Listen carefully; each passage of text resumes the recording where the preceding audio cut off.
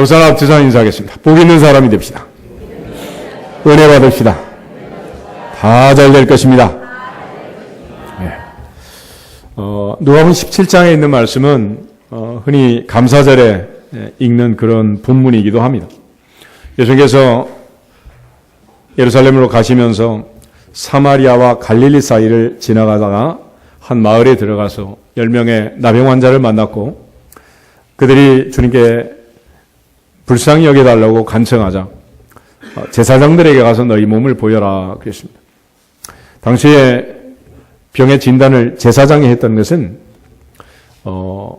질병의 원인이 물론 여러 가지가 있고 다양하겠지만은 많은 부분 또 죄와 관련이 있었기 때문에 제사장의 판단을 받도록 그렇게 했습니다.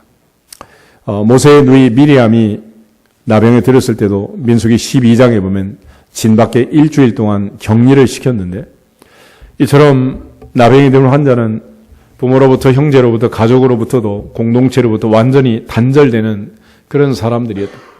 얼마나 참 병이 든 것도 슬픈데 참담하겠어요. 거기다가 이 사람들이 이제 주님을 만나고 주님께 소리를 높여서 부르짖습니다.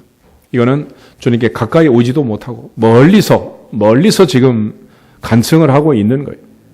그럴 때 예수님께서 제사장들에게 가서 너희 몸을 보이라 그렇게 말씀하셨습니다. 그들이 가다가 이제 기적적으로 병들이 낫고 그 중에 한 사람이 주님께 돌아와서 감사했는데 16절을 보면 예수의 발 앞에 엎드려 감사하니 그는 사마리아 사람이라 그랬습니다.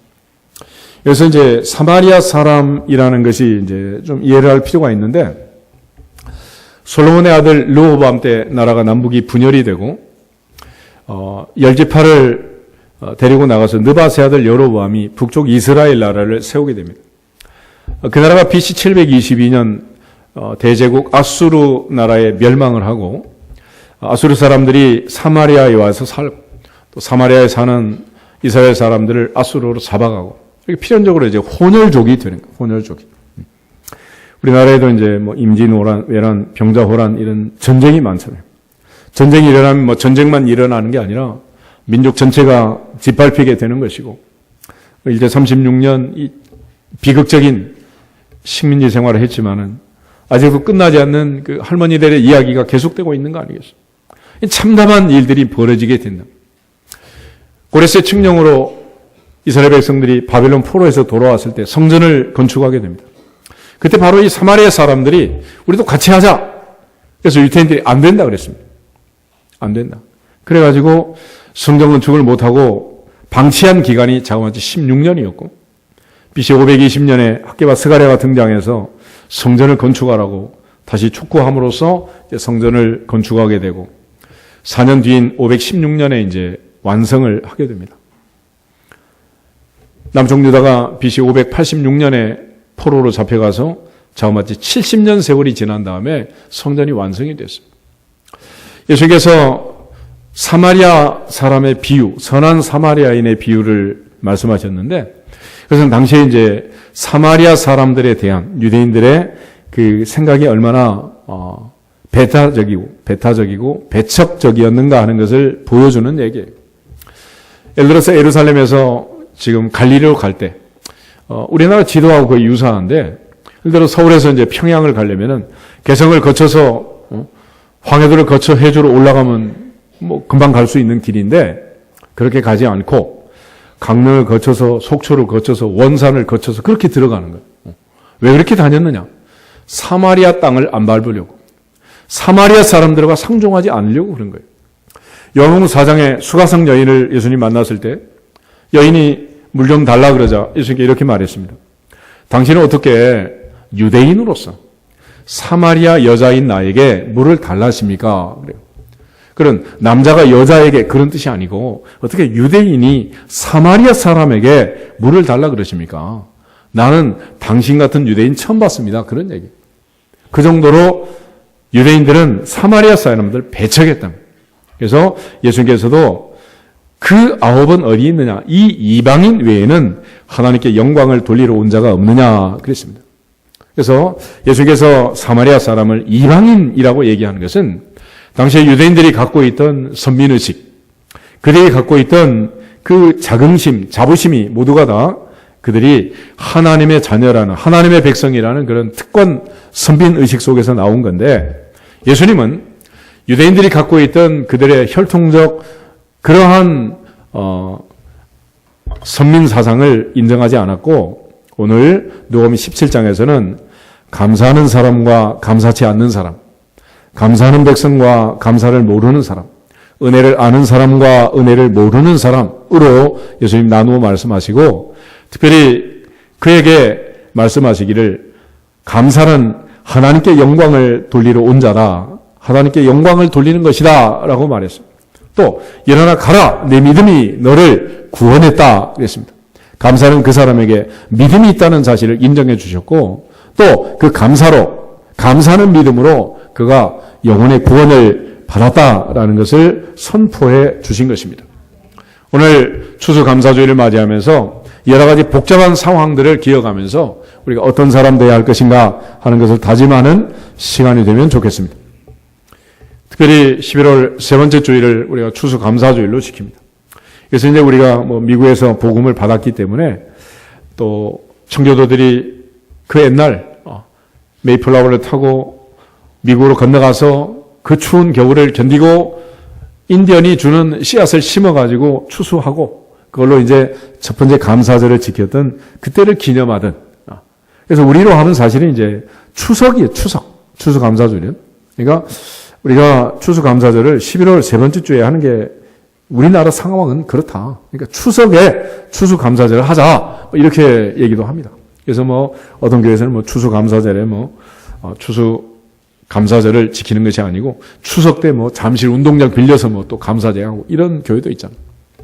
어쨌거나 우리가 이제 하나님 앞에 감사하는 건데, 감사는 하나님이 하신 일에 대해서, 우리에게 베풀어 주신 일에 대해서 우리가 감사하는 거예요. 근데 하나님이 하신 가장 중요한 커다란 두 가지 일이 있습니다. 첫 번째는 뭐냐? 창조. 천지 창조. 두 번째는 하나님께서 타락한 인간을 구원하신 구원의 이야기, 구원 사건.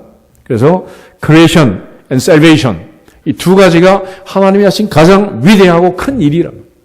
이 일에 대해서 우리가 감사하는 건데, 그 창조와 구원 사건이 왜 우리에게 감사한 일이냐? 43장, 이사야 43장 1절을 보겠습니다. 이사야 43장 1절.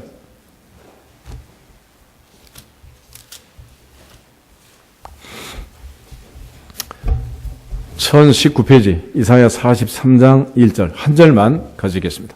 야곱아, 너를 창조하신 여호와께서 지금 말씀하시느니라. 이스라엘아, 너를 지으신 이가 말씀하시느니라. 너는 두려워하지 말라. 내가 너를 구속하였고 내가 너를 지명하여 불렀나니 너는 내 것이라. 아멘. 이 구절 속에 하나님의 창조와 하나님의 구속이 동시에 들어 있습니다. 그리고 그 하나님의 창조와 하나님의 구속은 온 우주 만물 천지를 창조한 사건이고 온 인류를 구원한 사건이지만, 예사야 43장 1절에서는 야곱아, 너를 창조하신 여호와, 이스라엘아, 너를 지으신 여호와, 그가 말씀하시기를 내가 너를 구속하였고 내가 너를 지명하여 불렀나니 너는 내 것이라 그랬습니다. 천지를 창조하신 그 하나님이 나를 창조하셨고 온 인류를 구속하신 그 하나님께서 나를 구원하여 너는 내 것이라 하신 것입니다. 할렐루야. 그러므로 이 놀라운 하나님의 창조와 구원의 사건이 내게 이루어졌다는 사실을 믿고 깨닫는 하나님의 자녀들은 반드시 감사해야 하느니라. 감사해야 하느니라. 감사해야 하느니라. 농사를 짓고 많은 사람이 추수감사제를 집니다. 왜 그러겠어요? 농사라는 게 내가 힘쓰고 애쓰고 노력한다고 풍년이 오는 게 아니잖아요. 농사를 지으면 다 할 수 있는 거예요. 그는 하나님이 은혜 주지 아니하시면, 하나님께서 함께 하시고 이른 비와 늦은 비에 은혜를 주지 아니하시면 농사는 지을 수 없는 거예요. 그래서 오늘 특별히 야곱아, 이스라엘아 얘기하는데, 야곱이 회심하고 변화되어서 새로 얻은 이름이 이스라엘 아니겠어요? 그래서 여기서는 너, 그러면 너, 단수야, 단수. 야곱을 부르는 거예요. 그러므로 야곱 같은 나를 불러서 이스라엘 삼으시고 죄 많은 나를 구원하여 하나님의 자녀 삼으시고, 그래서 내가 너를 구속했다라고 말하는 이 구속이라는 말은 노예 시장에서 몸값을 지불하고 노예를 사는 거예요. 왜 우리는 하나님의 것이냐? 첫째, 하나님이 창조하셨기 때문에, 하나님 만드셨기 때문에, 아멘. 그리고 또 하나는 값주고 다시 사셨기 때문에 그런 거예요. 요즘 하나님의 은혜라는 찬송을 많이 하잖아요. 나를 부르시니가 하나님, 나를 지으시니가 하나님, 나를 보내시니가 하나님. 노래만 부르면 되는 거 아니고 그 하나님이 나를 만드시고 나를 구원하셨음을 진짜로 믿기를 축복합니다. 오늘도 성만찬을 했지만은 나를 사랑하사 나를 위하여 자기 자신을 버리신 하나님의 아들을 믿는 믿음 안에서 산다고 바울이 고백한 것처럼 그것이 나를 위한 사건임을 믿고 믿어지기를 축복합니다. 천지를 창조하신 그 하나님은 나를 창조하셨고 온 인류를 그리스도의 피로 구속하신 그 하나님은 나 때문에 아들을 십자가에 피 흘려 죽게 하셨다면, 그 사랑과 은혜를 분명히 받았다면, 그리고 진짜라면 감사해야 한다. 감사해야 하느니라. 시편 136편은 감사 시편인데 1절부터 3절 서론과 25절 26절 결론이 있어요. 여호와께 감사하라. 그는 선하시고 그 인자하심이 영원합니다. 그런데 그렇게 감사해야 할 가장 중요한 본론의 큰 일이 두 가지인데, 하나는 4절부터 9절에 있는 천지창조, 또 하나는 10절부터 24절에 있는 출애굽 사건이에요.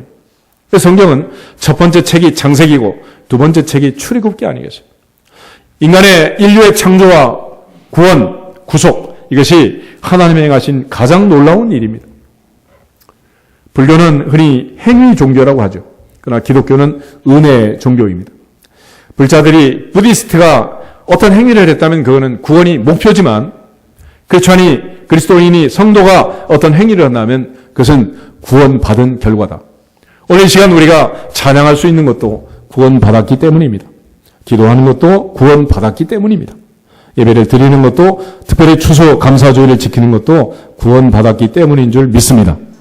구원받기 위해서 하는 게 아니란 말이에요. 그러므로 사울이 바울 되는 것처럼 회심했다는 것은 공로 사상을 버리고 하나님 앞에 은혜 사상을 갖는 거예요. 로마 4장을 보면 행위로서 우리가 의롭다함을 받았다면 자랑할 것이 많을 거다 그랬습니다. 그렇지만 하나님 앞에서는 믿음의 조상 아브라함이라도 자랑할 것이 없다. 왜냐하면 행위가 아닌 믿음으로 의롭다함을 받았기 때문이다. 할렐루야. 믿음으로 의롭다함을 받은 거예요. 아브라함은 99세 때 할례를 받았습니다. 100살 할아버지가 얼마나 많은 일을 하겠어요. 얼마나 많은 일을 하겠어요. 아침에 산책하다 보면 할머니, 할아버지들 무슨 구에서 뭘 주나 봐. 빗자루 들고 산책로 쓰는데 빗자루 가지고 놀고 다니더라고. 할머니, 할아버지가 무슨 일한 대가로 구청에서 뭘 주겠어? 그냥 주려고 그냥 일 시키는 거지. 보니까 그렇더라고. 마찬가지로 하나님께서 오늘 우리를 불러서 예배를 드리게 하시는데 우리가 하나님께 감사함으로, 이 구원에 감격함으로 예배 드리는 자들이 되기를 축복합니다. 그런 의미에서 성경은 이방인과 하나님의 자녀들 사이의 차이점은 감사할 줄 아느냐 모르느냐 그걸 가지고 구별하는 거예요. 그런데 그 감사는 조건적인 감사가 있고 무조건적인 감사가 있다 그래요. 다시 말하면 때문에 감사가 있고 그럼에도 불구하고의 감사가 있어요. 조건적인 감사는 세상 근심, 걱정, 염려를 떠안고 사는 이방인이 사는 삶의 방법이고, 무조건 감사는 하나님을 믿는 하나님의 자녀들의 삶의 태도인 것을 가르쳐 주고 있습니다. 이처럼 무조건 감사했던 유명한 사람이 있는데 그 사람이 바로 하박국이라는 하박국 3장 17절 18절 한번 찾아보겠습니다. 하박국 3장 17절 18절 1305페이지 구약성경 1305페이지 하박국 3장 17절 18절 같이 읽겠습니다. 비록 무화과 나무가 무성하지 못하며 포도나무에 열매가 없으며 감람나무에 소출이 없으며 밭에 먹을 것이 없으며 우리의 양이 없으며 외양간에 소가 없을지라도 나는 여호와로 말미암아 즐거워하며 나의 구원의 하나님으로 말미암아 기뻐하리로다. 아멘.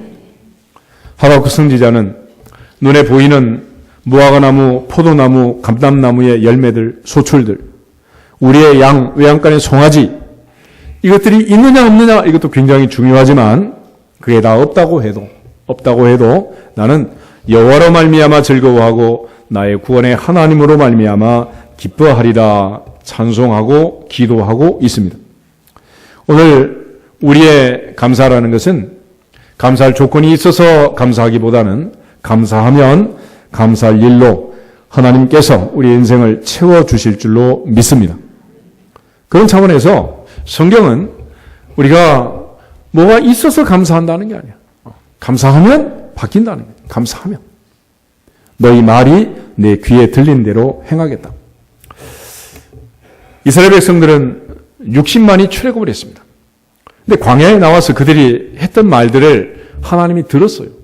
그리고 너희 말이 내 귀에 들린 대로 내가 행하겠다 말씀하시고 장같이 40년 동안 여호수아 갈렙을 빼고 심지어 모세까지 60만 3,548명이 모조리 광야에서 죽었습니다. 그런데 하나님은 놀랍게 감사 기도하고 감사 찬양하고 감사하는 사람들은 위기 속에서도 죽음 속에서도 살려줘요. 살려줘. 그러니까 살고 싶으면 감사하고 죽고 싶으면 원망하면 되는 거예요. 하나님 앞에서 오늘부터 사는 비결은 뭐냐? 감사하는 것입니다. 아멘? 감사. 다니엘 6장 10절을 보겠습니다. 다니엘 6장 10절. 다니엘 6장 10절 한 절만 가져오겠습니다. 1243페이지 다니엘 6장 10절. 다니엘이 이 조서에 왕의 도장이 찍힌 것을 알고도 자기 집에 돌아가서는 윗방에 올라가 예루살렘으로 향한 창문을 열고 전에 하던 대로 하루 3번씩 무릎을 꿇고 기도하며 그의 하나님께 감사하였더라. 감사하였더라. 감사하였더라. 한 달 뒤에 사자굴에 들어가는데 한 달 뒤면 사자의 밥이 되는데 그는 하루 3번씩 예루살렘으로 향한 창문을 열고 하나님 앞에 감사 기도했다는 바로 그 기도가 다니엘을 살려낸 줄로 믿습니다. 하나님이 그 감사 기도를 들으시고 다니엘에게 감사하도록 감사의 간증을 하도록 인생의 복을 주신 줄로 믿습니다. 결국 다니엘이 만약에 원망했다면 어떻게 되겠어요? 다니엘이 하나님 앞에 원망했으면 어찌 됐겠냐? 다니엘은 어린 시절에 청소년 시절에 포로로 잡혀갑니다. 그는 느부갓네살이 주는 산의 진미를 거부하고 어린 나이에 뜻을 정했다. 뜻을 정했다. 다니엘 1장 8절을 보면 그는 뜻을 정하였다. 어린 시절 뜻을 정하고 그 뜻대로 하나님 앞에 다짐한 서원한 그대로 그는 평생을 살았습니다. 그런데 평생 살고 총리까지 됐는데 마지막 죽음이 사자의 밥이라니 말이 됩니까? 그러나 그는 그래도 감사합니다. 그래도 감사합니다. 그러므로 감사합니다. 할렐루야. 모든 다니엘의 삶의 결론은 감사로 끝났단 말이에요. 오늘 하나님의 보좌 앞에서 우리 인생의 결론이 감사로 마치기를 주 이름으로 축복합니다. 그것이 사는 길이라는. 요나서 2장을 한 번 더 보겠습니다. 요나서 2장을 보면 요나가 니느웨에 가서 복음을 전해라 그랬더니 싫어요. 그리고 다시스로 도망을 갔습니다. 그날 하나님은 큰 배를 준비하시고 큰 풍랑을 준비하시고 큰 물고기를 준비하시고 너무 바쁘셨던 것 같아요. 얼마나 바쁘겠어. 그래가지고 큰 물고기 뱃속에 3일 3야 요나를 집어넣습니다. 그리고 요나는 드디어 물고기 뱃속에서 하나님께 기도를 하는 거예요. 1장 17절하고 2장 1절을 가져보겠습니다. 여호와께서 이미 큰 물고기를 예비하사 요나를 삼키게 하셨으므로 요나가 밤낮 3일을 물고기 뱃속에 있으니라. 요나가 물고기 뱃속에서 그의 하나님 여호와께 기도하여 아멘. 이제 22일부터 우리 기도해야 되는데 하나님의 성전에서 행복하게 기도하는 게 좋겠어요? 요나처럼 물고기 뱃속에 들어가서 하는 게 좋겠어요? 원하시면 옵션 투어를 할 수도 있습니다. 그렇지만 평안할 때 기도할지어다. 건강할 때 기도할지어다. 할 수 있을 때 하시기를 축복합니다. 때가 되면 하지 못할 수가 있다. 때가 되면 더 이상 기회가 없을 수도 있는 거예요. 그런데 이 요나가 하나님 앞에 물고기 뱃속에서 기도하는데 2절을 보면 내가 받는 고난으로 말미암아 여호와께 불러 아뢰었더니 주께서 내게 대답하셨고 내가 수월의 뱃속에서 부르짖었더니 주께서 내 음성을 들으셨나이다. 그는 고난 속에 수월의 뱃속에서 울부짖었다라고 얘기를 합니다. 그런데 하나님께서 그를 건져주신 살려내신 마지막 기도는 감사기도였어요. 감사기도. 그래서 그는 7절을 보면 우리 7절이 있겠습니다. 내 영혼이 내 속에서 피곤할 때 내가 여호와를 생각하였더니 내 기도가 주께 이르러 싸우며 주의 성전에 미쳤나이다. 아멘. 다니엘도 포로로 잡혀가서 예루살렘 성전 쪽을 향해서 기도했습니다. 요나도 물고기 뱃속에 있지만 깜깜하지만 동서나북이 어딘지 모르지만 그는 지금 마음으로 심령으로 성전을 찾고 있는 거예요. 미신이나 아니라 이상한 소리 하지 말고 우리가 하나님 앞에 기도할 때는 항상 내가 섬기는 교회, 하나님께 예배하는 그 성전을 향해서 기도하시기를 축복합니다. 남자애들 군대 가면 그러잖아. 아침에 조회하면서 고향 앞으로, 고향 쪽을 향해서 엄마 생각하면서 묵상하라 그러잖아. 우리가 하나님을 향해서 성전을 향해서 기도할 때 우리의 기도는 성전을 통해서 하나님 앞에 올라가는 줄 믿습니다. 베들에서 야곱이 기도할 때 이곳이 곧 하늘의 문이고 하나님의 전이다 그랬습니다. 그곳에 사닥다리가 있었고 하나님의 보좌까지 사닥다리가 하늘 꼭대기까지 다 있어요. 전사가 오르락 내리락 했다는 것을 기억합니다. 우리 기도는 하나님의 보좌를 향해 올라갈 때 하나님의 성전을 통해서 올라간다라는 사실을 성경이 가르쳐주고 있는 거예요. 그런데 그 성전을 향해 기도하더라도 마지막에 이제 결정적인 순간이 나오는데 8절, 9절, 10절 우리 세 절을 같이 한번 읽겠습니다.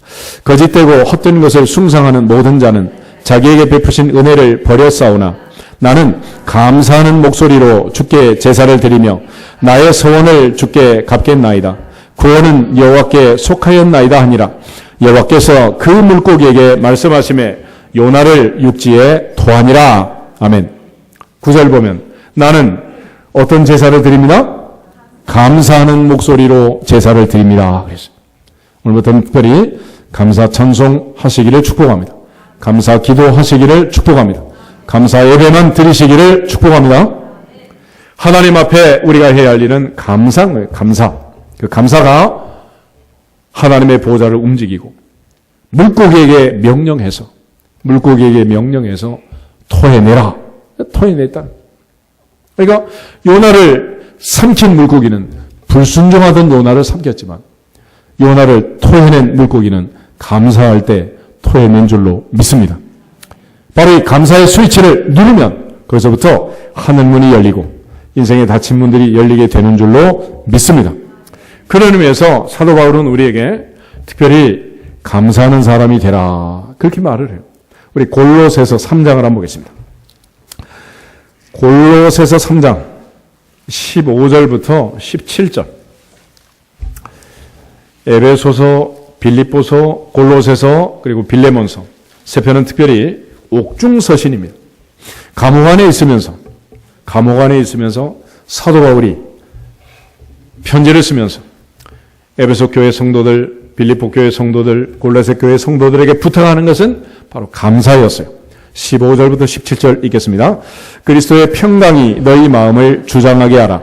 너희는 평강을 위하여 한 몸으로 부르심을 받았나니 너희는 또한 감사하는 자가 되라.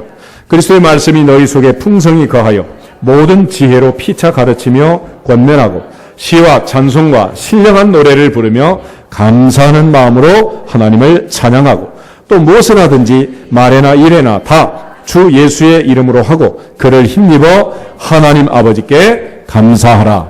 감사하라. 감사할지어다. 감사는 감사. 감옥 안에 들어갔는데 뭐가 감사하겠어? 그렇지만 바울은 감사하라고 말합니다. 감사. 바울은 어떻게 이런 감사를 할 수 있었을까?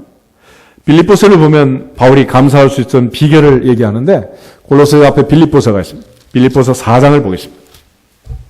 빌립보서 4장 10절부터 12절까지를 같이 한번 읽겠습니다. 내가 주 안에서 크게 기뻐함은 너희가 나를 생각하던 것이 이제 다시 싹이 남이니 너희가 또한 이를 위하여 생각은 하였으나 기회가 없었느니라. 내가 궁핍함으로 말하는 것이 아니라 어떠한 형편에든지 나는 자족하기를 배웠노니 나는 비천에 처할 줄도 알고 풍부에 처할 줄도 알아. 모든 일 곧 배부름과 배고픔과 풍부와 궁핍에도 처할 줄 아는 일체의 비결을 배웠노라. 아멘. 바울이 이처럼 감옥 안에서 감사할 수 있던 것은 한 가지 비결을 자기가 배웠다는 거예요. 바울은 빌립보 교회 성도들에게 그 비결을 한 단어로 자족이라고 했습니다. 자족. self-sufficient. 자족했다. 그것이 일체의 비결. 어떤 상황에서든 감사하는 비결. 그는 자족이었다. 자족이라는 말은 더 이상 원하지 않는다. 더 이상 바라지 않는다. 있는 그대로 만족하고 감사한다. 할렐루야. 여러분, 배부른 사람, 배고픈 사람 구별할 때 어떻게 할까요? 객관적으로 배가 나왔나 들어갔나 이런 거 보나요? 그지 않잖아. 그 사람 스스로가 더 먹고 싶은 사람은 아직도 배가 고프고 먹기 싫으면 이제 어떻게 된 거야? 이제 배가 부른 거지 뭐. 간단하게도 엄마 젖을 먹다가 지가 배부르면 이제 노는 거야. 젖을 빠는 게 아니라 갖고 놀아. 근데 배고픈 녀석은 어때요? 정신없이 빠는 거지.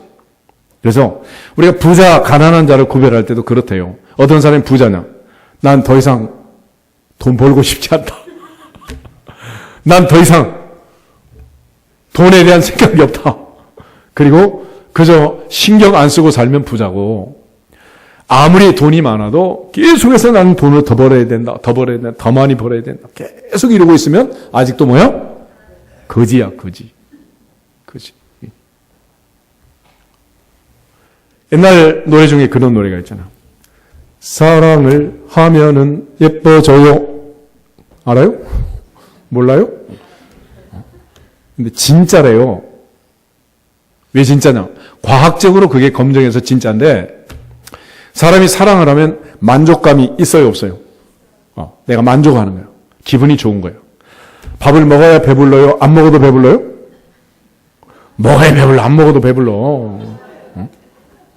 아직도 배가 고픈 애들은 진짜 사랑을 안 하는 거야. 진짜를 하면 안 먹어도 배가 불러요. 그래서 자동 다이어트가 돼가지고 이뻐진대. 밤 12시까지 데이트를 하고 있는 애들 봐봐. 안 먹어도 배불러 그냥. 그런데 밤 12시까지 수당 받고 일하는 아저씨들 보세요. 간식 먹고 야식 먹어도 배고파 배불러? 계속 배고파. 배고파. 그러므로 어떤 상황에서든지 자족하면, 만족하면, 감사하면, 사랑하면 행복하게 되느니라. 그게 바로 비결이에요, 비결. 그런데 우리는 계속 이제 불평, 불만이 많은 거지. 그래서 사랑을 하면, 감사하면, 그다음부터는 계산을 안 하는 거예요. 근데 이게 사랑이 식어지면 그때부터는 정확한 계산을 합니다. 계산하는 거예요. 예를 들어서 사랑하는 사람들이 밥을 먹어. 더치페이예요? 아무나 내요? 계산 안 하지. 그런데 갑자기 이제 계산기 가져와. 가계부 보자. 지난달에 준 거 뭐 했니? 막 이러면 어떻게 된 거야? 그건 사랑이 식어진 거야, 이제. 사랑. 그래서 계산이 정확하게 되면 제정신이 돌아온 거고, 계산이 흐리멍텅하면 사랑에 빠져가지고 넋이 나간 거야. 그런데 누가 행복하냐? 계산이 정확한 사람이 행복한 게 아니라 세는 줄 모르고 나가는데 너무 기분이 좋은 거야. 이 자족이라는 자족. 그래서 바울은 감옥 안에서 왜 그렇게 행복했느냐. 주님이 나를 사랑하고 내가 주님을 사랑하고 지금 죽어도 좋아? 안 돼? 죽어도 좋아. 영화 제목 아니고 너무 좋은 거야. 너무 좋아. 그러니까 행복한 거지. 행복해. 이걸 자족이라면 자족. 범사의 자족을 배워서 남은 인생에 행복하기를 주 이름으로 축복합니다. 바울이 이 자족을 배운 게 어디냐? 감옥 안이었다는 거예요. 감옥 안에. 놀랍잖아요. 어떻게 감옥 안에 들어가서 자족을 배울 수가 있겠어요? 다니엘이 진짜 감사를 했던 것도 사자굴 앞에 두고 요나가 진짜 감사를 했던 것도 물고기 뱃속에서 했다는 거예요. 그래서 시편 기자는 고난 당한 것이 내게 뭐다? 유익이다. 그것 때문에 내가 주의 율례를 배우게 되었습니다. 아직 감사하지 않고 아직 불평하고 원망한 애들은 진짜 고난을 안 당해서 그러는 거예요. 진짜 고생이 뭔지를 몰라서 그러는 거예요. 요즘 애들 너무 막 왕자처럼 공주처럼 크다 보니까 아무리 좋은 회사를 들어가도 평균 3년이래요. 3년. 현대고 LG고 삼성이고 들어가기 얼마나 힘드냐고. 3년을 못 다녀. 3년.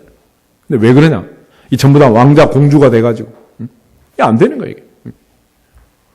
고생을 해봤어야지 뭐. 견디지를 못하는 거죠. 그런데 거기에 대해서 교회가 책임이 많다 그러더라고. 70년대 여러분 부르던 노래 중에 그런 게 있잖아요. 나는 왕, 나는 왕, 나는 왕자다. 나는 공, 나는 공, 나는 공주다. 공주병의 진원지가 교회라는 거야. 이게. 애들 다 망쳐놨대. 그런데 이게 이제 장단점이 있는데, 그래서 요즘 애들은 세계 어디를 가도, 이제 평창 동계올림픽에 가도 기 죽는다, 안 죽는다. 이제 기 안 죽어. 왜? 내가 왕이니까, 왕자니까. 내가 공주인데 뭐. 그렇지만 또 하나 문제가 생겼어. 힘든 일을 해요, 못해요? 이제 못해. 못하는 거야. 지금 하드린 일, 제3세계 사람이 한국에 안 들어오면 이제 못하는 거야, 이게. 이게 바로 이제 70년대, 80년대 아메리칸 드림을 가지고 한국 사람들 미국 갈 때 뭐 하러 갔느냐. 따져보면 거기 가서 허드렛 일 한 거예요. 아프리카 애들 지중해를 건너서 불란서에 와가지고 뭐 했겠어요? 허드렛 일 한 거예요, 허드렛 일. 흑인들이. 그러다가 뭐 미국이고, 유럽이고 지금 다 어렵게 되고 영국이 블랙시트 하는 것도 뭐겠어요. 그 사람들 와서 다 일자리 차지하니까 이 일자리가 없어지는 거예요, 이제. 심각한 문제 아닙니까, 이게? 따져보면 그 원인이 뭐냐? 감사하지 않아서, 자족하지 않아서 그런 거예요. 있는 그대로 감사하시기를 축복합니다. 배가 고파도 배가 불러도 감사하기를 축복합니다. 풍부해도 궁핍해도 일체의 비결을 배웠던 바울처럼 자족할 수 있기를 축복합니다. 그러면은 문제가 없다는 거예요. 그래서 바울은 2000년 전에 그 감옥 안에서 우리에게 감사의 원리를 설명해 주는 거예요. 에베소서 5장 20절 한번 찾아보겠습니다. 에베소서 5장 20절을 보면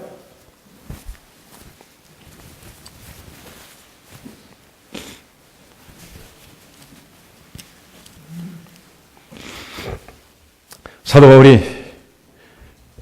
평생 감사할 수 있는 중요한 4가지 원리를 설명합니다. 20절 같이 한번 읽겠습니다. 범사에 우리 주 예수 그리스도의 이름으로 항상 아버지 하나님께 감사하며 아멘.